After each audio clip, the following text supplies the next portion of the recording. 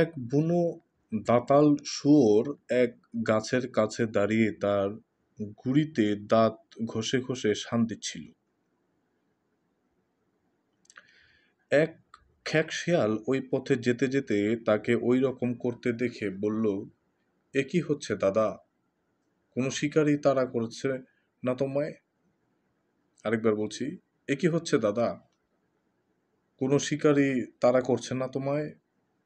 আশেপাশে কোনো বিপদের সম্ভাবনাও দেখি না। তবু তোমার এ দাঁতে শান দেবার মানে কি? শুয়োর উত্তরে বলল, মানে আছে বৈকি, বিপদ যখন আসবে তখন কি আর আমি আমার দাঁতে শান দেবার ফুরসত পাব? তাই আগে থাকতেই আমি আমার ব্যবস্থা করে রাখছি। ধন্যবাদ।